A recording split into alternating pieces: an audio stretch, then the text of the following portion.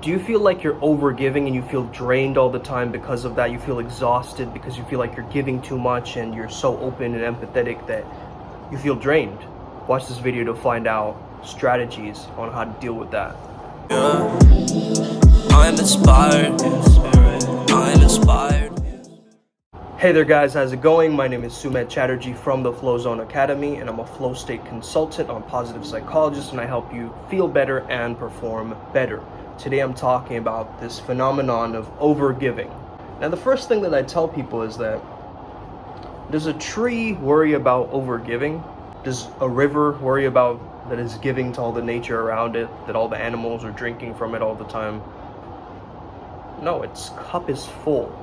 So first thing you want to notice is your own cup full?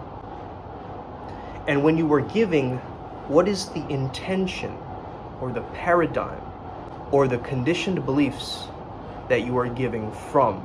So it's not the fact that you are giving, but where are you giving from? Where is that intention coming from? Because we attract what we are, not what we want.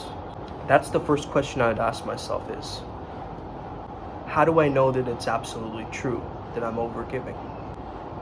Perhaps one of the things you might be noticing is you're feeling drained. You see, empathy is actually a privilege if you freely give your empathy to everybody. And the intention is, I need it to get something back. You're going to feel this drain. Because already this expectation is creating this tension. When that expectation isn't met, the tension gets stretched even more.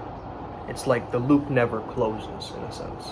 Notice that overgiving is an unconscious way that you're maintaining your safety. And notice that I said unconscious, right? Now I'm bringing it to your consciousness. Because when you are giving, you are the one that is in control. The receiver is the one that's more vulnerable. When you receive something and you feel like you don't deserve it or you didn't earn it, what does that make you feel like? Does it make you feel unsafe? Now, obviously, I've had to learn this process the hard way by actually working through my own codependency, and that's exactly what overgiving is this form of codependency, is the fact that, I will give more towards solving your problems than you actually will, right? I'm going to give way more effort than you are into solving your problems for you.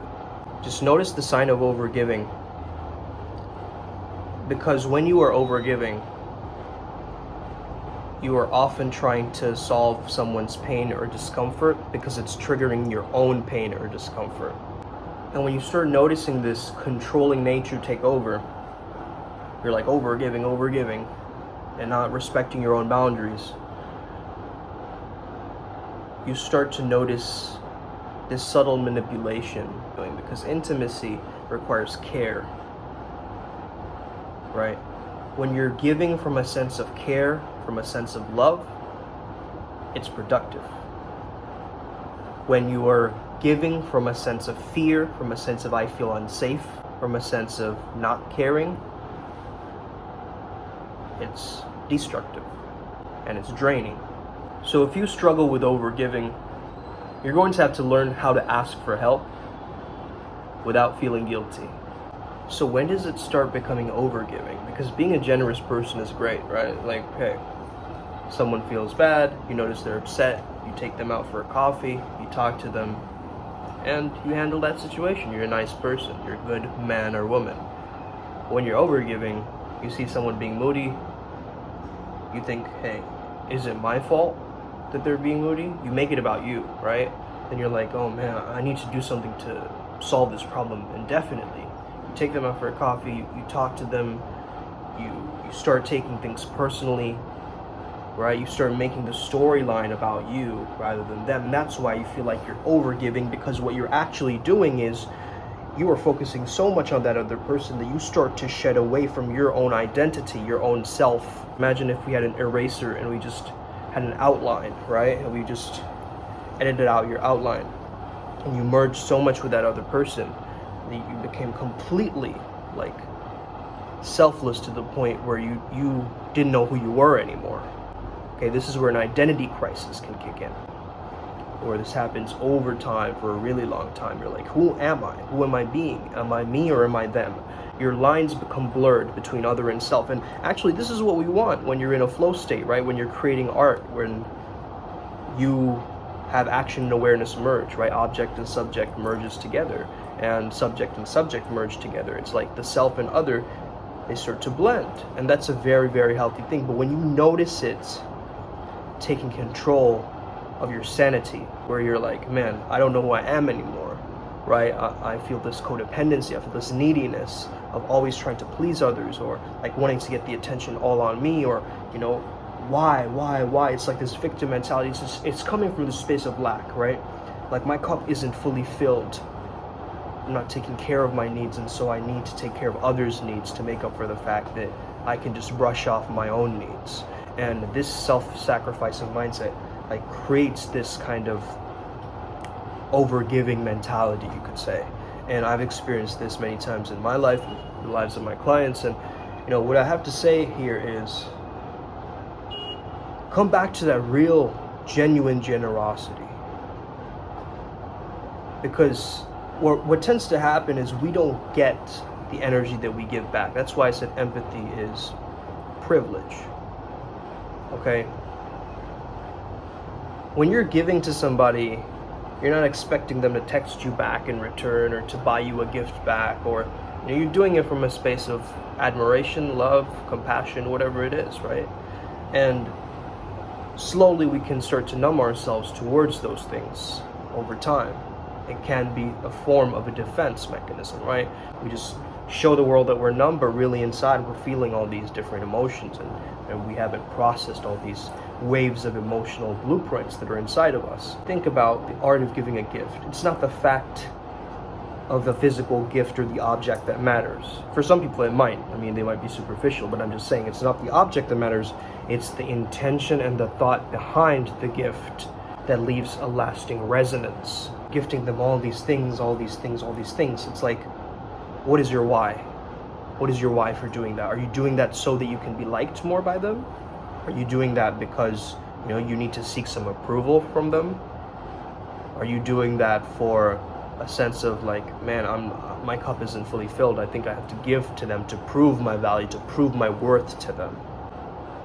So that's what I'm talking about. When you start to spot the conditioning that creates the identity or the perception, the persona of the overgiver, of the codependent, that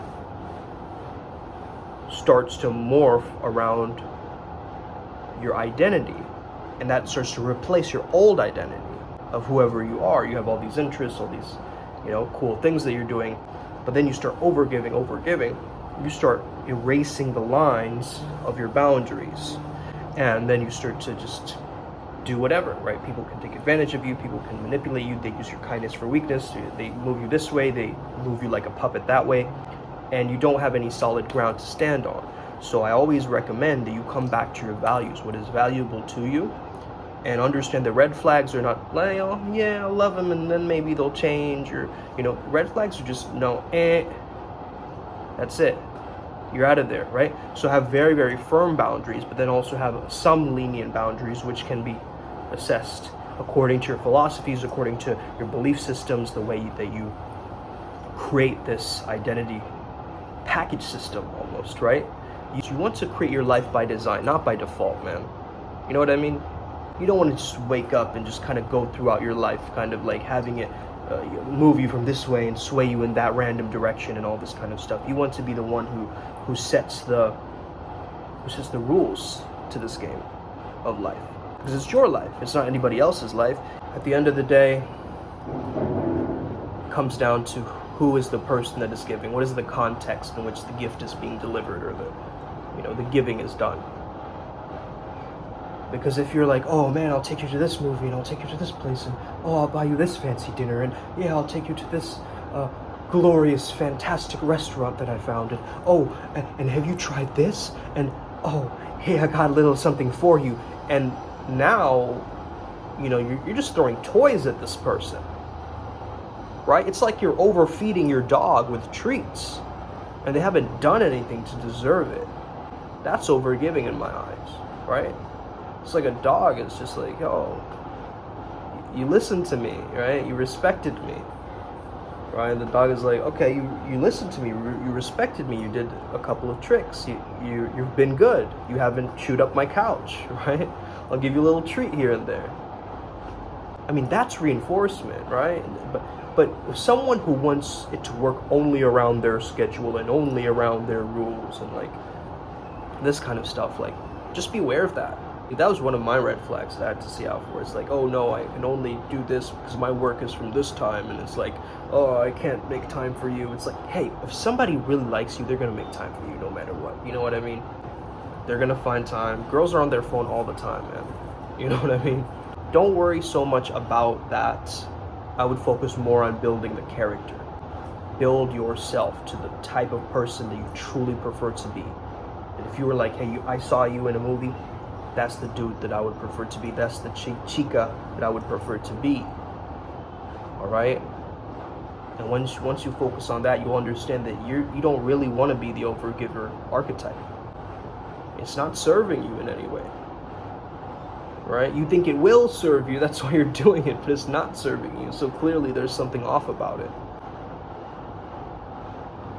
When you come from a place where you're overabundant with lots of energy, expansive energy, your cup is full, and you're giving from a space of love, it's a different feeling. Because you know the universe might not bring it back through that person, but you know it's going to come back through some other way in your life. Because it's just an energetic shift that you're sending out, broadcasting system all the time. All right, so your generosity will be respected, just maybe not respected in that very moment. So start to understand that aspect of giving too. All right. I hope you enjoyed this video. Have an incredible day. May the flow be with you and stay legendary. Let's get it today. Boom.